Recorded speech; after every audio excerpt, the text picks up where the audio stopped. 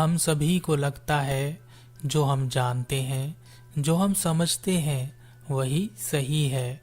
हम सही हैं, कोई हमारा समर्थन नहीं कर रहा है तो वह गलत है। और यह हर एक के बारे में है। एक व्यक्ति दूसरे व्यक्ति को समझाता है कि जिस मार्ग पर मैं चल रहा हूँ वही सही है, इसके लिए वह तर्क भी देता है। और दूसरा व्यक्ति पहले व्यक्ति को समझाता है कि जिस मार्ग पर मैं चल रहा हूँ वही सही है, और वह भी तर्क देता है। पहला व्यक्ति दूसरे को अपने मार्ग पर लाना चाहता है, दूसरा व्यक्ति पहले को अपने मार्ग पर लाना चाहता है। दोनों एक दूसरे के लिए चिंतित हैं, हालांकि मंजिल दोनों की एक ही है, वहां पर पहुंचना जो अनभिज्ञ है। दोनों को लगता है कि वह किसी मार्ग पर चल रहे हैं, किसी यात्रा पर निकले हैं, लेकिन वह केवल वहीं खड़े हुए एक दूसरे को अपने मार्ग पर लाने का प्रयास करते रहते हैं और कहीं नहीं जाते, कोई यात्रा नहीं करते, कोई मार्ग नहीं पकड़ते। और अगर किसी ने किसी को किसी मार्ग पर आने के लिए तैयार कर लिया तो वह समझता है कि वह अपने मार्ग पर आगे निकल आया है, जबकि वह अभी भी वहीं खड़ा है जहां वह पहले खड़ा था। और जो इस बात को समझ जाता है वह अपना मार्ग बना ही लेता है और उस पर चलता भी है, और वह उस मंजिल पर पहुंच भी जाता है जिस मंजिल की उसे तलाश है। अगर हम गलती भी कर रहे हों और उसमें हमें किसी का साथ मिल जाए तो वह गलती भी हमें सही नजर आने लगती है। जेतवन श्रावस्ती में बुद्ध के पास दो युवक आए। दोनों युवक एक दूसरे को जानते नहीं थे। बुद्ध के आश्रम में इनकी आपस में जान पहचान हुई। दोनों ने दीक्षा ग्रहण की और भिक्षु हो गए। दोनों अपनी अपनी साधना में लग गए। लेकिन जैसा होता है ना, जब तक हम किसी को जानते नहीं हैं तब तक हमें उस दूसरे व्यक्ति से कोई मतलब नहीं रहता। लेकिन जैसे ही हम किसी को थोड़ा भी जान लेते हैं तब हम अपनी तुलना उस दूसरे व्यक्ति से करना शुरू कर देते हैं और हम चाहते हैं कि हम उससे श्रेष्ठ रहें। दूसरा भिक्षु अपनी साधना के प्रति लगनशील था। उसने सब कुछ भुलाकर अपनी साधना पर ध्यान दिया। यह सब देखकर पहला भिक्षु उसके पास आया और कहा, भाई, यह तुम क्या कर रहे हो? इस साधना से कुछ नहीं होने वाला। तुम व्यर्थ ही अपना समय बर्बाद कर रहे हो। हमें एक बार ही जीवन मिलता है, उस जीवन का आनंद लो।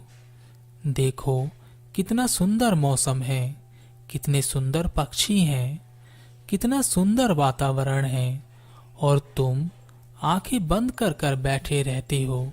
यह सब तुम खो दोगे। दूसरे भिक्षु ने कहा, तुम ठीक कहते हो, लेकिन मैंने मौसम को बनते और बिगड़ते देखा है। यह सब जो दिख रहा है यह बनता है और बिगड़ जाता है। मैंने उसे जाते देखा है जिसे मैंने बहुत चाहा। मैंने अपने माता पिता को तड़पते देखा है, उनकी अधूरी इच्छाओं को देखा है। मन में कुछ सवाल हैं जिनका कोई जवाब नहीं है।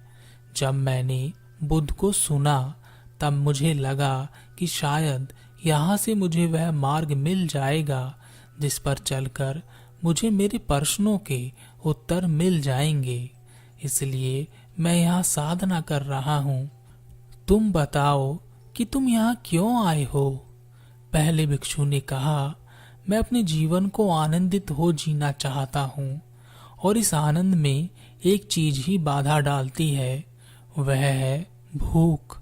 जब मैंने देखा कि भिक्षु आराम से जीवन जीता है, वह भिक्षा मांगता है और इसके लिए उसे कोई कार्य भी नहीं करना पड़ता, कोई परिश्रम भी नहीं करना पड़ता, तब मैंने यहाँ आने का मन बनाया, लेकिन मैं तुम्हें देख दुखी हो जाता हूँ।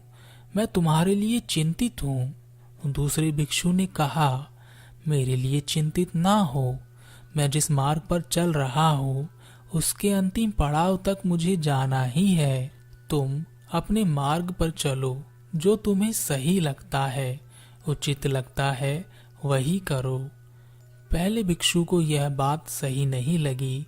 उसके मन को ठेस पहुंची और यह एक बात उसे परेशान करती रही कि वह तो बाहर की दुनिया में खुशी ढूंढ रहा है, जबकि वह दूसरा भिक्षु साधना में लगा है। उसे इस बात की भी चिंता हुई कि वह उससे आगे ना निकल जाए। वह साधना भी नहीं करना चाहता था और उस दूसरे भिक्षु की साधना को देखकर वह व्यथित भी होता रहता था। उसे लगा कि अगर मैं अब साधना करूंगा तो अपनी ही बात से गिर जाऊंगा। अब वह दूसरे भिक्षु की साधना में विघ्न डालने लगा। सर्दी का समय था और वह गर्मी के लिए जलाई गई लकड़ियों को बुझा देता था और दूर अपने पास आग जलाकर बैठ जाता था और उस दूसरे भिक्षु से कहता, यहाँ आ जाओ, यहाँ मैंने लकड़ियां जला रखी हैं।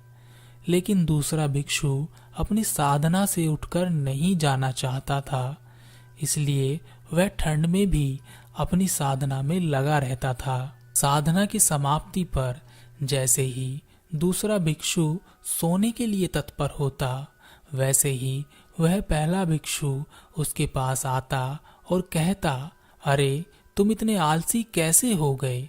तुम यहाँ सोने आए हो या साधना करने? तुम अपना समय बर्बाद कर रहे हो। एक साधक को इतना आलसी नहीं होना चाहिए। बुद्ध यहाँ आए तो क्या सोचेंगे?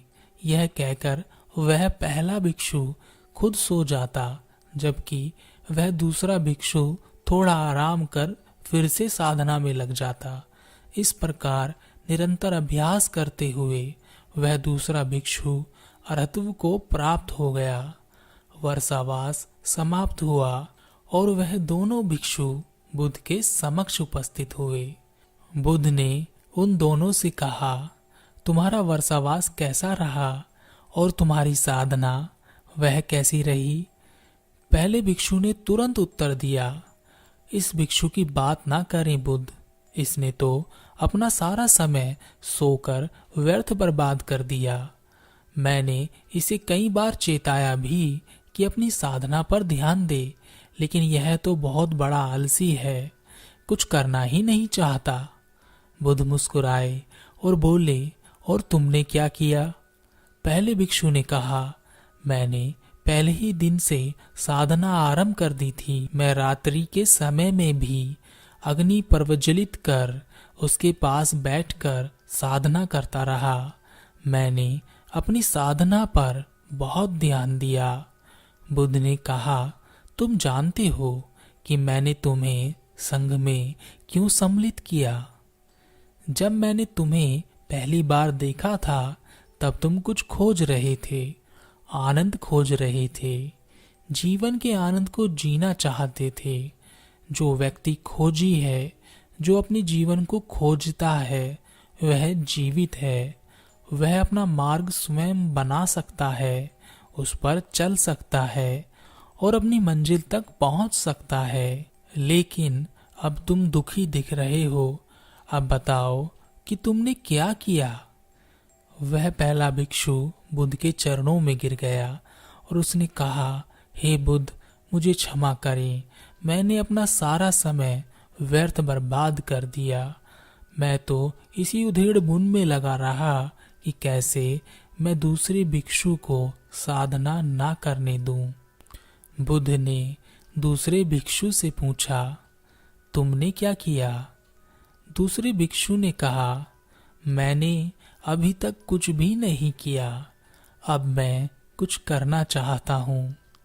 बुद्ध समझ गए कि वह दूसरा भिक्षु अरहत्व को प्राप्त हो चुका है। तब बुद्ध ने कहा, प्रमाद करने वालों में अप्रमादी, अज्ञान की नींद में सोए रहने वालों को प्रज्ञावान, अति सचेत, जागरूक, बुद्धिमान व्यक्ति पीछे छोड़कर वैसे ही आगे निकल जाता है जैसे शक्तिशाली, तेज दौड़ने वाला घोड़ा दुर्बल घोड़े को पीछे छोड़कर निकल जाता है।